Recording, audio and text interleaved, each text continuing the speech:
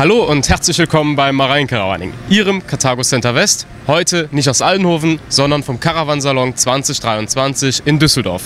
Genauer zwischen dem Malibu Van und dem Carthago Reisemobilstand. Heute gehen mein Vater und ich einmal ein bisschen rum und schauen uns mal alles genauer an. Also alles schauen wir uns an. Alles. Also dann los. Also wirklich alles. Und ihr kommt mit.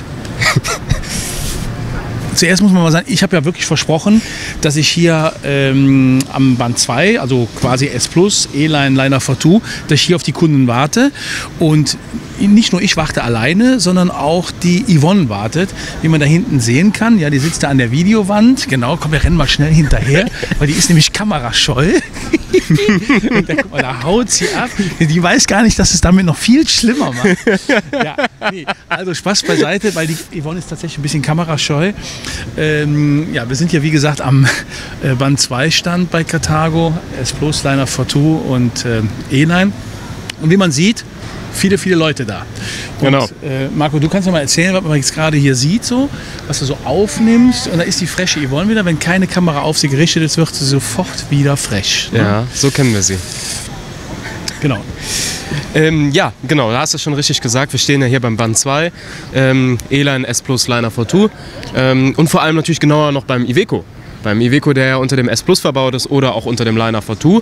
Den gibt es ja auf Fiat und Iveco. Und wir haben ja beim Iveco auch gerade eine super Aktion laufen. Da gibt es nämlich das Superpaket, das Fahrassistenzpaket, das Fahrwerkpaket und die Differentialsperre mit einem Rabatt von 50%. Korrekt, 50%. Und man kann on top noch eine Hubstützenanlage dazu haben für satten €1. Perfekt, genau, weil es gibt Leute, denen wird es einfach, die kriegen nicht genug und dann sagen wir, komm, Hubstütze, nimm die auch noch und jetzt läuft. Jetzt muss man natürlich sagen, das hört sich jetzt eigentlich so an, boah, wieso läuft so eine Aktion? Nee, das läuft einfach deswegen. Wir haben bei dem S Plus haben wir einen sehr, sehr guten Lauf dieses Jahr gehabt. Wir haben ja auch das ATC gehabt, wo die Kunden den Wagen haben testen können und fahren können. Und da ist ganz besonders herausgekommen, dass eben die Leute wirklich den Iveco ganz besonders gelobt haben. Und dann haben wir uns gedacht, dass ja, gerade, Entschuldigung, dass ich unterbreche, ja? Gerade auch in der Steilwandkurve ist besonders aufgefallen, da punktet der Iveco eben, weil es einfach ein LKW-Chassis ist und nicht wie beim Ducato oder Sprinter das Transporter-Chassis, punktet der Iveco besonders mit den LKW-Fahrqualitäten. Ja, jetzt muss man natürlich sagen, jetzt fährt der Kunde von uns, der das Video jetzt vielleicht schaut, der fährt ja die ganze Zeit mit dem Auto in der Steilwand. Das ist ja eine extreme Fahrsituation, aber es ist genau wie du gerade gesagt hast. Da konnte der Iveco wirklich zeigen, dass er vom Fahrwerk her unglaubliche Reserven hat. Ne? Also A, was die Zuladung betrifft, auch wenn man in die Steilwand reinfährt, durch die Kompression, die da entsteht. Und das haben die Leute als sehr, sehr positiv angenommen. Und wir sind jetzt einfach der Meinung, jetzt schieben wir den S Plus nochmal richtig an mit unserem Mega-Deal. Kann man ja nicht anders sagen. Das wird es wahrscheinlich nie mehr wieder geben. Nein, genau. Dazu muss man ja sagen, die Steilwandkurve ist ja ein Extremtest. Ja. Und auch unter diesem Extremtest zeigt eben das LKW-Chassis, was es kann. Und noch besser, du erinnerst dich vielleicht, wir haben ja den Chassisvergleich gemacht, wo ich ja auch den Berg hochgefahren bin, auch mit allen 3 Fahrzeugen, mit dem Zweiachser, mit dem Dreiachser und dem Iveco mit Heckantrieb. Ja. Und auch gerade da sieht man ja nochmal die Stärken vom Iveco mit dem Heckantrieb. Oder generell einfach die ganzen Tests hinsichtlich Bremsweg, Wendekreis, da war der Iveco, ist ja der fast Bestleistungen eingefahren. Ja, das ist tatsächlich so. Also wir werden auch den Link zu dem Video, werden wir nochmal hier in der Videobeschreibung verlinken. Da haben wir einen Chassisvergleich gemacht, wie der Marco gerade gesagt hat. Da war es ein Einachser E-Line oder ein Dreiachser E-Line und ein S Plus. Und eine Prüfung war halt eben genau, dass man im Berg anfahren musste bei, ich sag mal, glatter Fahrbahn. Ja, der S Plus, der hat das überhaupt gar nicht gemerkt. Ja, wir hatten noch Zusatzgewichte in alle Fahrzeuge logischerweise reingelegt, weil fährt ja keiner mit einer leeren Heckgarage rum. Das kommt natürlich dem S Plus alles zugegen. Je mehr ich da reinpacke, je komfortabler fährt der einfach, oder? Ja, definitiv. Hier sind wir jetzt auf dem Malibu Van Stand und was gibt es denn hier alles Neues? Alle Fahrzeuge haben jetzt einen Kompressorkühlschrank. Das heißt, früher war es ja so gewesen, dass die Komfortklasse halt den Absorberkühlschrank drin gehabt hat und das ist halt jetzt alles einheitlich auf einen Kompressorkühlschrank umgestellt. Sollen wir uns den Kompressorkühlschrank vielleicht mal angucken? Den Kompressorkühlschrank alleine? Ja. Nur den Kompressorkühlschrank. Ja, dann würde ich sagen, gehen wir mal zu dem Mockup hier. Genau. Weil Malibu Best Van in Class steht groß drauf. Und hier an dem Mockup kann man wirklich sehr schön sehen, warum Best Van in Class. Genau, einmal zum Kompressorkühlschrank. Hier sieht man den Kompressorkühlschrank ja auch von hinten eingebaut. Das, was man normalerweise nicht sehen kann, weil ja hier die Seitenwand davor ist und von vorne eben der Kühlschrank. Der Kompressorkühlschrank hat einen Vorteil, das ist die effizientere Kühlleistung, dass er eben besser kühlt, auch wenn es draußen richtig, richtig warm ist. Hat der Kompressorkühlschrank dann auch noch andere Vorteile oder auch Nachteile? Ja, zu dem Kühlen muss ich gerade noch mal tatsächlich was sagen. Ein Nachteil, den er hatte, ist halt das, was du gerade gesagt hast. Und das wurde natürlich auch immer noch mal so ein bisschen davon, ja, ich sag mal, verstärkt, dass die meisten Leute im Sommer die Schiebetüre aufhaben und die bzw. Entlüftung vom Kühlschrank, die ist dann halt hinter der Schiebetüre und dann kommt die Abwärme nicht so gut weg halt, ja.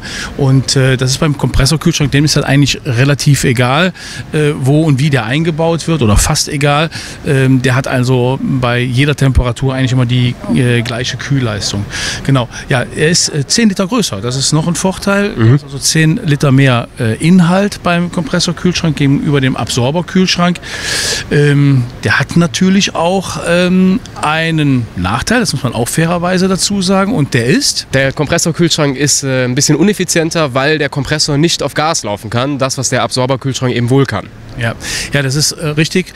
Bei der Option früher Kompressorkühlschrank, jetzt ist er ja überall mit drin, kann ich nur jedem Kunden empfehlen, also zwingend die zweite Bordbatterie mitzunehmen oder halt das Fahrzeug direkt auf Lithium zu stellen, weil halt eben der Kühlschrank deutlich mehr Strom braucht. Du hast zwar die Möglichkeit, so eine Nachtabsenkung zu machen, wo der dann, ich sage jetzt mal, ja, eigentlich fast überhaupt nicht mehr läuft oder super, super selten halt läuft. Das reicht auch im Regelfall, weil die sind ja so super isoliert, die Kühlschränke, dass wenn die über Tag gearbeitet haben, dann halten die locker über Nacht die Temperatur und dann kann der tagsüber sich wieder, ich sag mal, mit intensivem Kühlen beschäftigen. Ja. Ansonsten gibt es da wirklich keine Nachteile für den Kühlschrank. Ja, jetzt noch eine interessante Frage. Erhöhter Stromverbrauch kann man ja entgegenwirken, indem man das Fahrzeug autarker macht. Was gibt es denn da von Malibu oder auch von Marine Caravaning? Also Malibu-seitig kannst du das Fahrzeug, wie schon eben erwähnt, entweder mit einer zweiten Gelbatterie ausrüsten oder halt direkt mit Lithium-Akkus. Die kannst du eine reinsetzen oder halt gleich zwei. Mit 2 Lithium-Akkus bist du natürlich da schon relativ gut unterwegs. Die Lithium-Akkus haben so um und bei 150 Ampere. Da ist jetzt gerade nochmal ein Wechsel gewesen seitens des Herstellers. Sie haben also jetzt 150 Ampere pro Stück. Wenn du da 2 von reinsetzt, kommst du gut auf 300 Ampere. Das ist also schon für einen Van, ich sag mal, mehr als ausreichend. Ja. Wir von Marine Caravaning, wir haben ebenfalls Lithium-Akkus bei uns ja im Programm, die ich auch bei mir in meinem Van eingebaut habe. Die haben 200 Ampere das Stück und die kannst du auch schön über eine App kannst du die ablesen halt. Du siehst also genau, wie ist die Spannung, die gerade anliegt, wie wird die Batterie geladen oder entladen halt. Und wie ist die Temperatur, die in der Batterie gerade herrscht. Und was ich ganz wichtig empfinde, ist, die Batterie hat auch eine eigene Heizung, weil jede Batterie, wenn die kalt bekommt, geht mit der Leistung halt am Ende des Tages runter oder auch kann nicht so schnell geladen werden. Und diese Batterie, die wir halt verbauen bei uns, die hat eine eigene Heizung drin. Sollte es richtig kalt sein und man lädt die jetzt und man einen externen Strom dran macht, dann fängt die an, sich erstmal gerade selbst aufzuheizen und dann ist die auch bereit, die volle Ladeenergie aufzunehmen. Ähnlich wie das heute die Elektroautos, da kennst du dich ja mit aus, ja, eben auch machen. Ne? Genau, das kann ich auch bestätigen. Ich war ja jetzt mit unserem Van 5 Tage unterwegs und habe nicht einmal einen Stecker drin gehabt. Das hat immer gut funktioniert und das, obwohl das Fahrzeug ja noch nicht mal mit Solarpanels ausgestattet ist. Genau. Wobei es ja auch beim Aufstelldach, der hat ja das Hybrid-Aufstelldach, auch da gibt es ja Solarpanels, richtig? Ja, genau, da gibt es auch Solarpanels für. Da würde ich aber dann tatsächlich diese Klebe-Solarpanels empfehlen, A, wegen der Gewichtung und zum anderen auch wegen der Höhe, weil mit dem Hybriddach jetzt, was wir ja fahren, ist das Auto eh schon relativ hoch und du bringst auch viel Gewicht mit dem Hybriddach, nämlich 105 Kilo aufs Dach obendrauf. Da würde ich die Klebesolarzellen nehmen. Haben natürlich bei extremer Hitze nicht so einen Wirkungsgrad wie unterlüftete, aber am Ende des Tages bringt man damit eben auch Energie in die Batterie rein. Wir haben ja bei uns im Auto verbaut, damit man das Auto eben auch schnell laden kann. Du warst ja nicht auf dem Campingplatz oder Stellplatz, du hast ja irgendwo wild rumgestanden mit dem Van halt. Einen Ladebooster verbaut von Mastervolt und der lädt 40 Ampere. Bedeutet also, dass wenn ich den Motor laufen lasse oder damit fahre, dann ist die Batterie auch wirklich in Windeseile wieder aufgeladen. Genau, wir stehen ja jetzt hier am Wassertank vom Malibu Van. Da ist besonders auffallend, dass der so ausgeformt ist, also für den Radkasten. Da hat man wirklich jeden letzten Millimeter genutzt. Ja, das ist so. Der Malibu Van hat ja einen relativ großen Wassertank für den Kastenwagen. Der hat 100 Liter, außer bei den Lowbed-Fahrzeugen, da sind wir auf 90 Liter. Und das geht natürlich nur, wenn du einen Wassertank hast, der natürlich, ich sag mal, sich an der Fahrzeugkontur halt anlegt. Das sieht man hier schön durch den Ausschnitt, der hier gemacht worden ist. Was man natürlich auch sehr schön hier sieht, ist die Isolation vom Fahrzeug. Ne? Genau. Der Malibu ist ja der Best Van in Class, das auch nicht umsonst. Wie ist das Auto isoliert? Ich habe schon den Deckenbelag gesehen, den Mikrofaserdeckenbelag, der nachts die Feuchtigkeit aufnimmt und tagsüber beim Lüften wieder abgibt. Was macht den Malibu Van noch so besonders in Bezug auf Wintertauglichkeit? Ja, also das ist ein Ding. Lassen wir mal den Deckenbelag, gucken wir uns gleich nochmal an, wenn wir vielleicht hinten oder im Auto stehen. Aber wenn du hier halt reinschaust, wenn du vielleicht mal gerade ein Stückchen zurück ist, pass auf mit der Treppe. Genau, man sieht hier überall, sieht man das dicke Isolationsmaterial und das ist wirklich im ganzen Fahrzeug überall bis hier hinten zur letzten Säule wird das eingebracht. Das wird wirklich auch da reingedrückt nochmal und auch, lass uns mal hinten zur Hecktüre gehen. Der hat ja gar keine, das Smog abstimmt. Und wird aber auch, wenn jetzt hier die Türe wäre, also die Türen sind von innen, sind die auch komplett ausgeschäumt mit dem gleichen Material. Und so versuchen wir natürlich möglichst die Kälte aus dem Auto draußen zu halten und die Wärme drin und keine Kältebrücken zu haben. Und der Fußboden hier, wenn du siehst, das vorne siehst du ja auch nochmal so ein Fließeins halt dementsprechend, ja. Auch der Fußboden wird nochmal isoliert, sodass also auch die Kälte von unten gar nicht so an die Laufplatte herankommt, sondern auch da arbeiten wir mit einer dicken Isolation, damit wir hier wirklich ein vernünftiges Wohn- und Raumklima haben. Ne? Du hast ja eben von Heizungen gesprochen. Da gibt es ja die Wahl zwischen der Truma Kombi 6, der 6E und der 6DE mit der Unterscheidung, dass eben die 6E das Elektrozusatzmodul hat, wo man dann eben auch mit dem außen anliegenden Strom das Fahrzeug mitbeheizen kann und die 6DE, die eine Dieselheizung ist. Oftmals hört man von der Dieselheizung, wenn ich mit Kunden im Gespräch bin, Dieselheizung, weiß ich nicht, macht ja mehr Geräusche. Würdest du das unterschreiben oder hast du da eine andere Meinung? Die Frage, die stelle ich jetzt gerade gerne wieder zurück, weil du warst ja jetzt, wie gesagt, 5 Tage mit meinem Van unterwegs, wo ja eine 6D-Heizung drin ist. Hast du die anders wahrgenommen als wie die Gasheizung von der Geräuschentwicklung her? Gute Frage. Nein, ehrlich gesagt nicht. Beim Anmachen macht es 5 Klicks, bis die Heizung gezündet hat und danach ist die genauso leise wie jede Gasheizung auch. Genauso ist es auch. Und dann hört man auch schon mal, ja, aber die stinkt auf dem Campingplatz und dann kriegst du Ärger mit dem Nachbarn. Hast du die gerochen? Nein, überhaupt nicht. Ja, das ist auch so. Tatsächlich, wenn die überhaupt riecht, dann, wenn das Auto mal wochenlang rumgestanden hat oder man hat die 3 oder 4 Mal nur, ich sag mal 2, 3, 5 Minuten laufen lassen und macht sie direkt wieder aus, was ja überhaupt keinen Sinn macht. Bis dann hat die auch noch gar keine Wärme entwickelt. Und wenn man die dann irgendwann mal startet, dann kann es sein, dass sie leicht riecht. Aber im normalen Gebrauch, wie man auch eine Gasheizung nutzt, riecht die einmal überhaupt nicht. Interessant ist ja auch, wenn ich die Dieselheizung in meinem Fahrzeug verbaut habe, wie es ja auch bei unserem Van der Fall ist, dass ich weniger Gas brauche, entsprechend weniger von den 2 11-Kilo-Gasflaschen in den Malibu-Varianten mit dem hohen Bett brauche.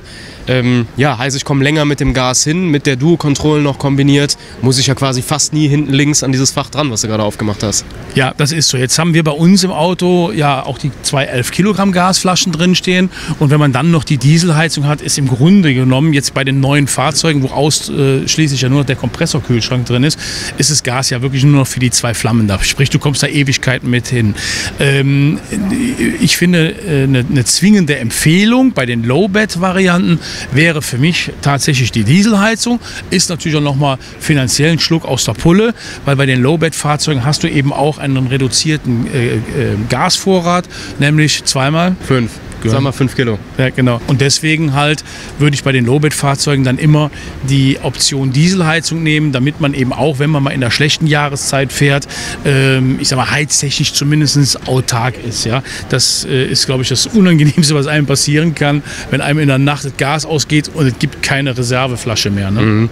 Interessant ist ja auch, der Werbeslogan ist eigentlich den Band 2 Fahrzeugen gewidmet, der Autarkie-Weltmeister. Wenn ich mir jetzt das Konzept Malibu so anschaue, gerade mit der 6DE-Heizung, wo ich ja nochmal besonders lange mit dem Gas hinkomme, weil ich es eben nur zum Kochen brauche, und mit Solarpanels und Lithium-Batterien, ist das Fahrzeug ja eigentlich auch der Autarkie-Weltmeister. Ja, also da kommst du schon verdammt lange mit hin. Ich sag mal, die Autarkie ist immer meistens dadurch begrenzt, dass irgendwann mal Wasser ausgeht, ja, weil im Regelfall die Menschen duschen ja auch und da verbrauchst du eben auch Wasser. Da ist am Ende des Tages dann für mich immer die Autarkie begrenzt und in einem Van da endlose Wassertanks reinzubauen, alleine aus Gewichtsgründen, macht jetzt auch nicht so einen Sinn. Ne? Man sieht auch, dass beispielsweise hier beim Thema Heizung, wo wir gerade noch mal sind, um das Thema abzuschließen, dass selbst hier in dem äußersten Winkel, hier hinten, wo die Hecktüren quasi jetzt zu wären, ist hier nochmal ein Ausströmer. Man sieht das, wenn man hier hochklappt, da kommt das Heizungsrohr an, ja, und dann ist hier nochmal ein Ausströmer und hier legt sich dann wie so ein Vorhang, legt sich hier hinten nochmal über die Hecktüre, legt sich nochmal so ein warmer Luftstrom dann an. Ne? Genau, da wir jetzt hier gerade an der linken Seite des Mock-Ups stehen, ne, den gibt es ja auch optional mit den schönen Bullaugenfenster, die auch nur Malibu hat. Ich finde die total toll, sehen klasse aus, insbesondere von innen, aber es sind ja 4 Stück, 2 auf dieser Seite, 2 auf der Seite. Davon sind ja nur 3 zu öffnen. 1 ist nicht zu öffnen. Und welches wäre das? Das ist natürlich das Bullaugenfenster auf der Fahrerseite, was dann eben über dem Auslass von der Heizung ist, wo dann die Abgase rauskommen. Sprich, das Fenster ist nicht zu öffnen, damit man eben die Abgase nicht ins Fahrzeug strömen. Genau, weil die Fenster, die öffnen ja so nach oben halt und wenn der Kamin hier halt die Abgase rauslässt, dann wäre im Grunde genommen nicht gewährleistet, dass nicht vielleicht dann doch Abgase über das geöffnete Fenster hier eingefangen werden und dadurch in den Innenraum gelangen. Ne? Ja, genau. Hier hat man schon mal den Ausschnitt gemacht, ne, für das optional erhältliche Badfenster. Das ist natürlich jetzt ein anderes Mock-up. Da ist jetzt das Badezimmer drin. Hier müsste eigentlich auch noch ein Ausschnitt rein, damit man auch rausgucken kann. Man sieht eben, das Mock-up ist schon ein paar Jahre alt. Das ist kein aktuelles Mock-up. Hier sieht man auch sehr schön, ne, dass die Heizungsrohre hier einmal entlang des Fahrzeugs gelegt sind. Also auch hier an der Außenseite entlang. Eben halt wieder die Kälte schon möglichst gar nicht ins Fahrzeug ranzulassen. Und hier ist dann nochmal auch ein Schutz drüber, weil das ist ja auch Stauraum, weil ich kann ja beim Malibu, können wir uns ja gleich schon mal von innen anschauen, kann ich sehr schön die Sitzbank mit einem Griff hochklappen und kann auch Dinge, die ich da drunter verstaut habe, dann dementsprechend leicht wieder entnehmen. Das finde ich ist auch ein absolutes Merkmal, dass man halt sieht, dass man wirklich hier bis ins letzte Detail halt die Fahrzeuge bedenkt. Seid ihr denn jetzt reingekommen? Durch die Tür. Nee, wir sind diesmal ja nicht durch die Tür gekommen, wir sind ja hier durch den Haupteingang gegangen quasi. Ah. Also wir sind quasi durchs Fahrerhaus geklettert, da wo jetzt der Christian mit seiner Kamera steht. Das ist natürlich das Schöne beim Mock-Up, hast du natürlich einen richtig bequemen Einstieg. Aber, apropos bequem, wieso ist denn eigentlich hier so ein hohes Podest? Was hat das denn für eine Bewandtnis hier? Ja, bei dem Podest ist besonders interessant, das ist mir auch in der Praxis sehr aufgefallen. Mhm. Was den Malibu von vielen anderen Kastenwagen unterscheidet, ist eben, wenn man hier auf dem Beifahrersitz sitzt, der jetzt hier in unserem Mockup nicht verbaut ist, dass man hier sitzen kann und die Füße nicht in der Luft baumeln, sondern wirklich auf dem Podest aufstehen. Das ist eine Besonderheit von Malibu, das haben viele andere Kastenwagen so in der Form nicht. Nee, das ist tatsächlich so, ich sag mal, für kleiner gewachsene Leute oder auch Kinder halt, wenn die hier sitzen, dann haben die oftmals die Füße halt jetzt da in der Luft rumbaumeln und deswegen haben wir beim Malibu ja dieses Podest schön weit rausgearbeitet und wir haben ja draußen auch vom Stauraum gesprochen und hier drunter hast du ja nochmal eine richtig schöne Wilgenklappe ist hier mit einem wirklich großen Stauraum, wo du dann nochmal, oder anders, was tust du denn da rein? Also als ich mit dem Fahrzeug gefahren bin, hatte ich da die Schuhe alle Male drin. Ja. Natürlich ein paar weiße Schuhe, aber was natürlich nie fehlen darf, sind noch die roten Schuhe. Ja, hier sind sie. Genau, also das ist für mich auch das klassische Schuhfach oder Hundeleine kommt da rein. Alles, was halt so ein bisschen schmutzig ist, dann ist es aus dem Auto raus, hast immer ein aufgeräumtes Auto in dem Sinne, finde ich super, super praktisch. Aber Stauraum hört ja jetzt hier nicht auf beim Malibu.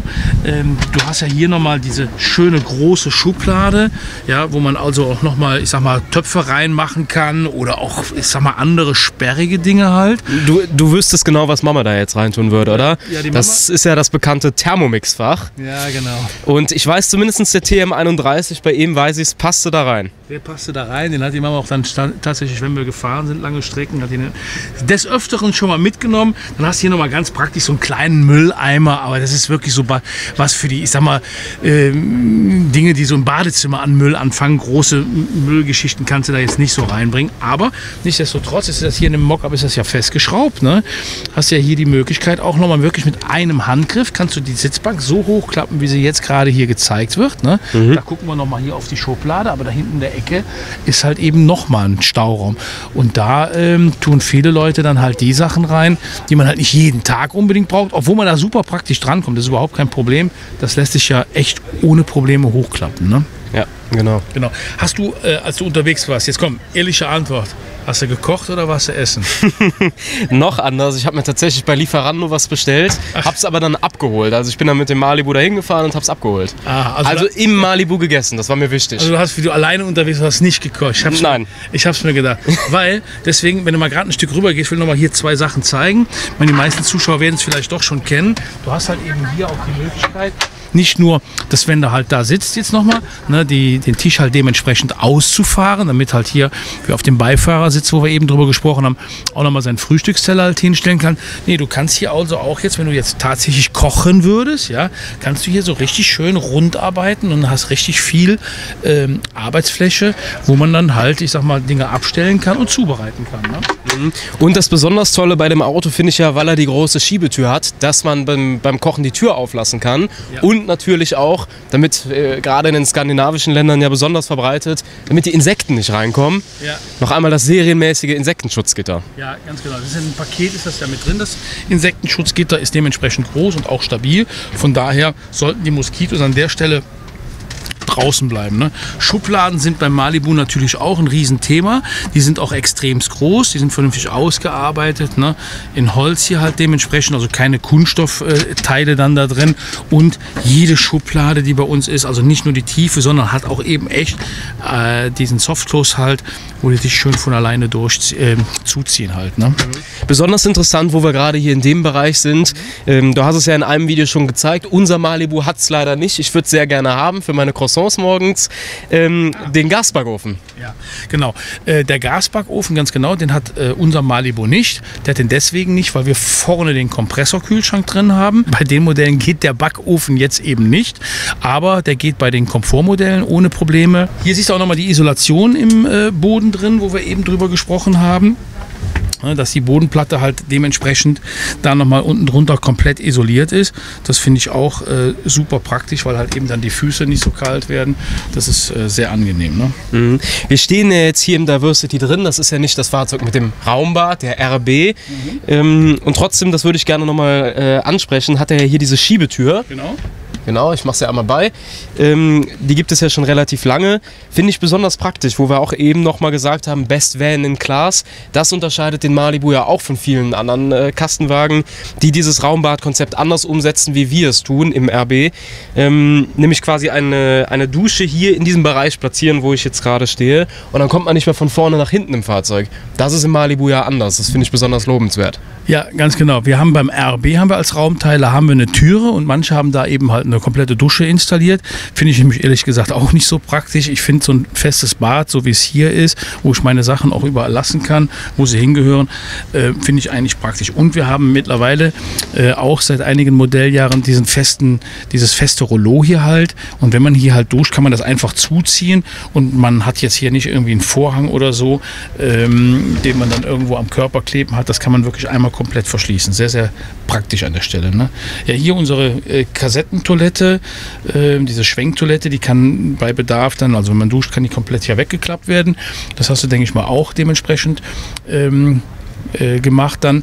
Und dann würde ich sagen, gehen wir doch jetzt mal in Richtung Heck und schauen uns, hast du noch? Ja, noch einmal zur Dusche, wo du gerade hier diese Schiebetür angesprochen hast und auch bei der Toilette diese Abdeckung. Wenn du einmal ein Stück zur Seite gehst, kann man das gut sehen. Ist ja nicht der erste Malibu, mit dem ich weggefahren bin. Wir hatten da vorher auch schon einige, genau, den ein oder anderen Malibu-Van. Und ich weiß, zu den Zeiten, wo es das tatsächlich noch nicht so in der Form gab, war das immer dieses Tetris-Spiel mit den Plastikwänden. Und dann gab es auch die Abdeckung für die Toilette nicht. Dann wurde es da in dem Bereich auch immer nass. Das gehört jetzt zum Glück der Vergangenheit an. Ja, da lief das Wasser immer dann dahinter und spritzte dahinter. Das ist jetzt sauber gelöst. Ne? Genau. Ja, meine erste Frage, wo wir jetzt hier in dem Bereich sind, hier hat man ja schon Klamotten aufgehangen. Ja. Sind die von dir? Ich glaube, Marco, das ist nicht meine Größe. Wäre jetzt aber auch nicht mein Style, das kommt noch dazu, aber ist definitiv nicht meine Größe. Die muss jemand anders hier vergessen haben. Also hier liegt ja noch mehr von den Sachen. Nee, aber hiermit kann man wirklich schön zeigen. Ne, wir haben ja hier bei den Längs-Einzelbetten und bei dem Diversity halt unter dem Längs-Einzelbett rechts haben wir nochmal einen großen Kleiderschrank, so wie bei den großen Carthago-Modellen. Ne? Kannst du das schön hochklappen hier, kannst von oben auf die Kleidung gucken und kannst natürlich diese Türe hier einmal nochmal komplett öffnen, was jetzt natürlich hier bei dem Mock-up auch gesperrt ist. Normalerweise lässt sie sich wesentlich weiter aufstellen. Ne? Stauraum ist ein guter Stichpunkt, ein gutes Stichwort. Was haben wir denn hier noch alles? Ja, hier haben wir nochmal einen Riesenstauraum, der dann auch unter einem Längs-Einzelbett versteckt ist, nämlich dem auf der Fahrerseite. Das lässt sich hier ganz ohne Probleme das hochklappen, weil das ist auch hier mit einem vernünftigen Scharnier und einem Gasdruckdämpfer ausgearbeitet. Und hier kann ich jetzt nochmal, ich sag mal, Campingutensilien einbringen, Getränkekisten, was auch immer.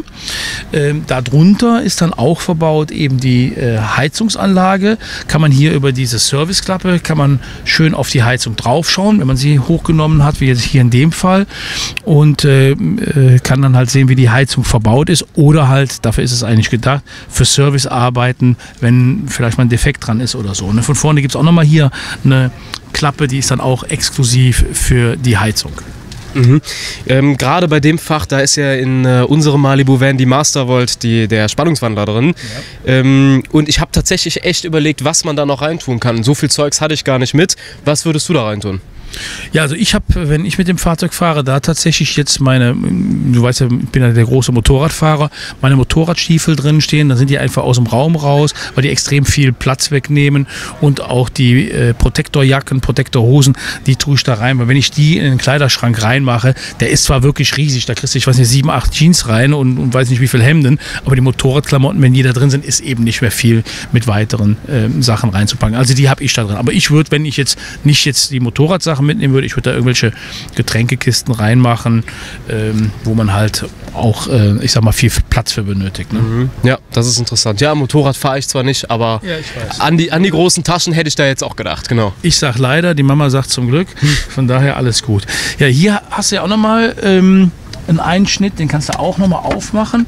Da sieht man dann die Schwenktoilette nochmal, diese Mechanik, die da drunter halt ist im Grunde genommen auch rein nur für den Service. Da muss man als Otto-Normalverbraucher eigentlich nie dran, oder man will da, ich weiß jetzt nicht mal, super akribisch mit der Zahnbürste sauber machen, dann kann man das dann auch nochmal nutzen. Ne?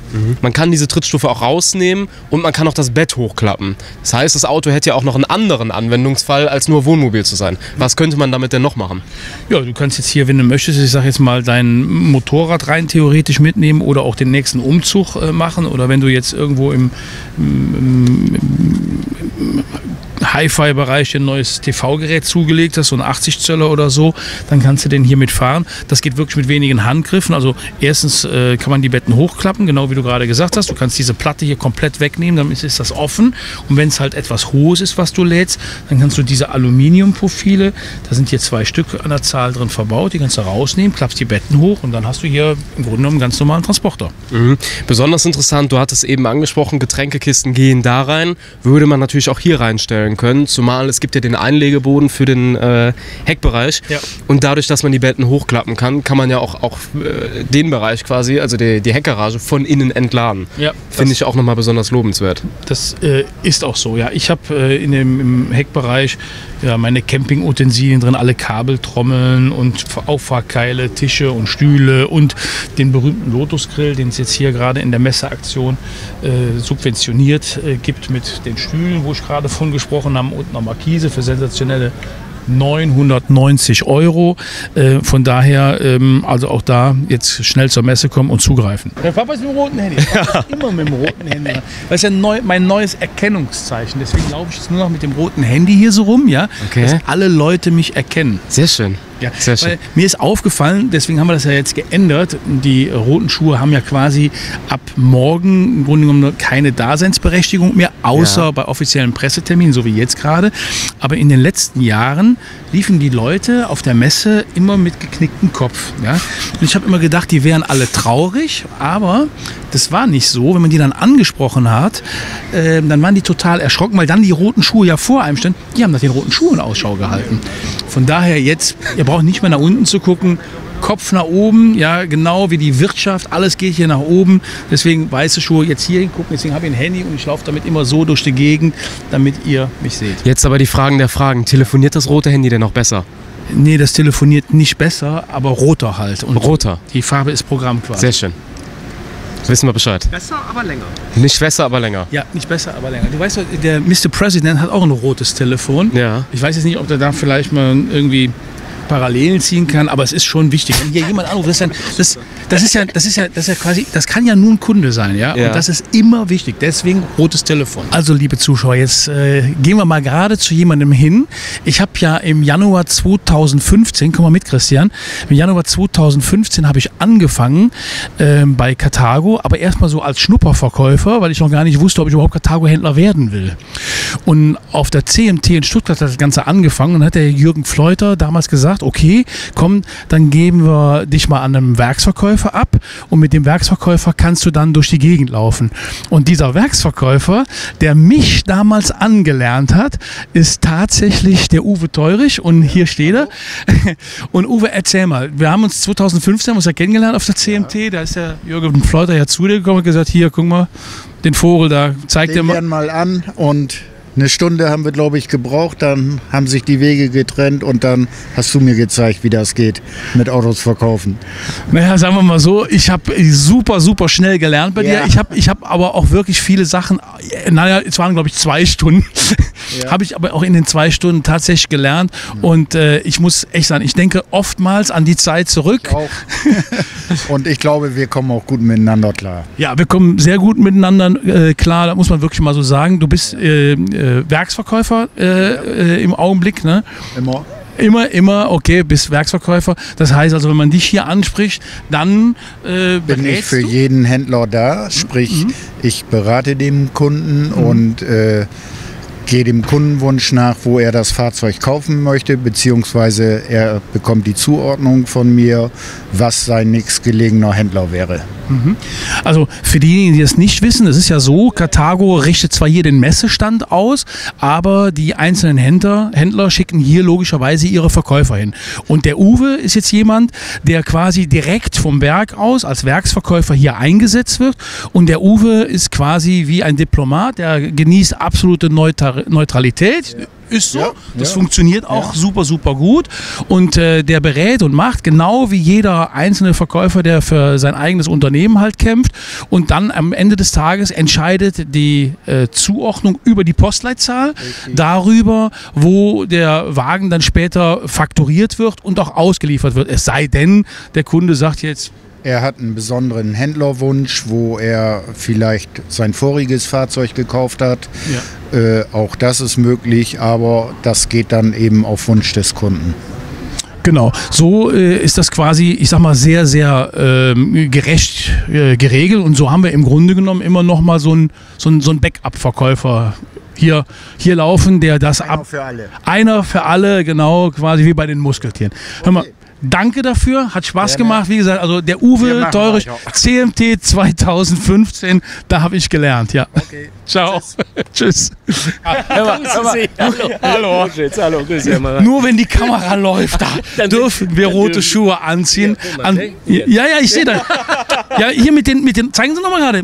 Mit den roten Socken ist natürlich mal eine richtig coole Idee und rote Schnürsenkel. Ja. Aber es hieß tatsächlich, es dürfen noch nicht mal farbliche Applikationen an den Schuhen sein. Also die müssen wirklich rein weiß sein. Wie jetzt Ihre Frau hier, die wäre jetzt heute hier Karthago-mäßig perfekt unterwegs. Gut gekleidet, ne? Ja, prima. Also wir haben das im Vorfeld angefragt, weil klar, logischerweise, das ist ein Stand, der ist von Karthago und die richten den ja aus und da beuge ich mich natürlich, auch wenn ich mit den roten Schuhen halt bekannt bin, gar keine Frage, aber für die Kamera und für unsere Community darf ich dann schon noch mit roten Schuhen, mit dem Junior. Genau, das ist halt stimmig. Ja, wunderbar. Ihr fahrt schon Karthago? E-Line. E-Line? Ja. Okay, von wo seid ihr? Osnabrück. Osnabrück, okay. Erster oder zweiter Karthago? Erster. Erster Karthago. Und jetzt seid ihr heute wieder hier, weil ihr unbedingt wieder einen Karthago kaufen wollt? Nein, wir haben den ja gerade ein Jahr. Also das wird aber höchste Zeit hier. Ja, ehrlich? Also ein Jahr. Also ich dachte, die halten länger. Halten tun die extrem sein. Das ist ja genau das Problem. Eigentlich müssen die so nach 2 Jahren, müsste so nach Ende der Garantie, müsste aus sein. Gut, dann müssen wir dann rechnen. Ja, aber das war jetzt so händlerseitig gesprochen. Hab ich verstanden. Nee, Sie haben vollkommen recht, die halten extremst lange. Ich habe jetzt die Tage ein Video online gestellt von einem Kunden mit einem 2004er Karthago. Der hat den wohl auch noch ein bisschen restauriert. Der war wirklich picobello, der Wagen. Der war wirklich wie neu. Schön. Und das ist sehr, sehr schön. Und Sie sind sehr zufrieden mit Ihrem Karthago? Wir sind sehr zufrieden. Wenn Sie jetzt was anderes gesagt hätten, hätten wir sofort rausschneiden. Nein, wir sind ja ehrlich. Ja. Wir haben uns vor 2 Jahren verliebt hier. Haben unser Wohnmobil verkauft. War ja eine gute Zeit, konnte man gut verkaufen. Das stimmt, das haben viele so gemacht, genau. Und haben dann ein Karthago E-Line gefunden. Und freuen uns riesig. Darf ich fragen, was Sie vorher gefahren haben? Ein Bürstner 7 Meter, ein Harmonieline. Ja. Waren wir zufrieden. War ein schönes Auto. Der Möbelbau hat uns gefallen, das war ein Kriterium. Und haben schöne Reisen gemacht. Und dann kam der E-Line. Und der hat uns nicht mehr losgelassen. Das war wirklich so. Wie lange haben Sie den Bürstner gefahren? 2 Jahre. 2 Jahre. Und Sie haben jetzt vor, das hört sich ja leider danach an, leider, den E-Line länger zu fahren. Das denke ich mal. Weil wir haben das Gefühl, dass wir angekommen sind und sagen, wir haben das richtige Wohnmobil gefunden. Und wir kneifen uns jedes Mal, wenn wir in Osnabrück auf der Autobahn fahren und sagen, wir haben es richtig gemacht. Ja. Wirklich schön.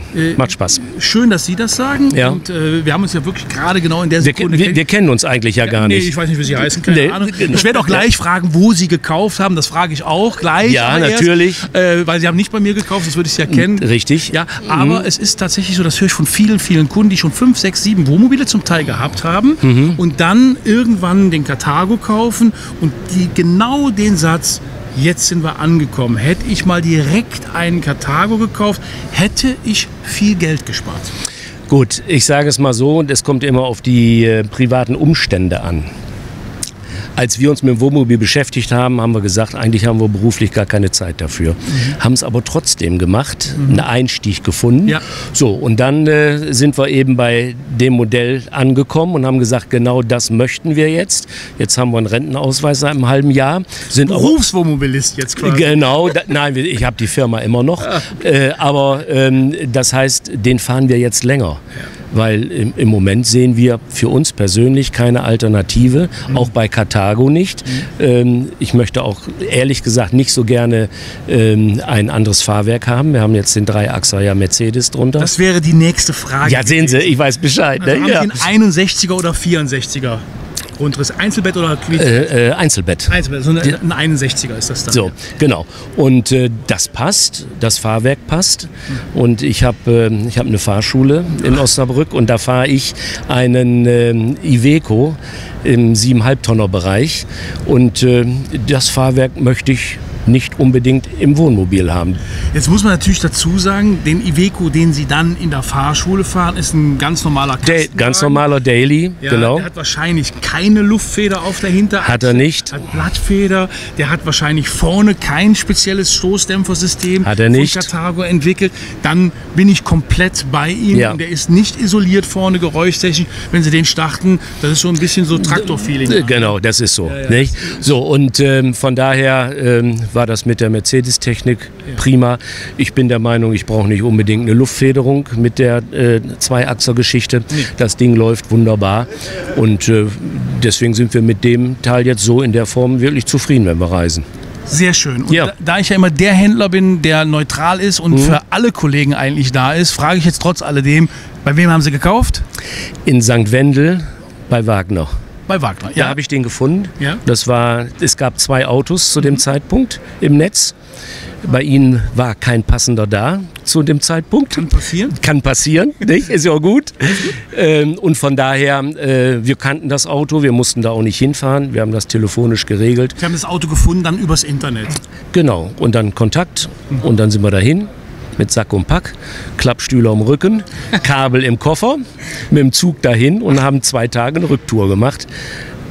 Ja. Perfekt. Da haben Sie den Bürst noch vorher verkauft und nicht eingetauscht. Nö, der stand auch noch zu Hause. Ach, den haben Sie dann erst verkauft, nachdem Sie den E-Line quasi dingfest gemacht haben. Ja. Haben Sie direkt gesagt, den muss ich jetzt, sonst ist er weg. Genau, und dann haben wir einen Kunden gefunden aus Dortmund, der gesagt hat, genau das wollen wir haben und hat den Bürstner mitgenommen. Ja, also War geschmeidig. perfekt. Vielen, vielen Dank für Ja, das gerne. kleine Interview, weil ich sag mal, ich bin auch so ein bisschen Markenbotschafter für Carthago. So sehe weiß, so genau. sehe ich mich zumindest auch, Ja. auch wenn ich in eigener Fahne logischerweise Ja. unterwegs bin. Aber nichtsdestotrotz, ich stehe so hinter dem Produkt mindestens so, wie Sie dahinter stehen, auch hinter Malibu. Und deswegen finde ich es auch ganz wichtig, auch mal für andere Händler eine Lanze zu brechen. Und da habe ich Schön. überhaupt gar kein Problem damit. Nein, das ist auch völlig in Ordnung. Und wir sind ja auch, ich sage es mal, durch Social Media etc. und sind wir ja damit vertraut geworden auch und haben uns immer wieder angeguckt. Videos und auch von Herrn Marein vom Handelsplatz und so weiter. Ja. Nein, macht Spaß und ich finde das toll, was ihr macht.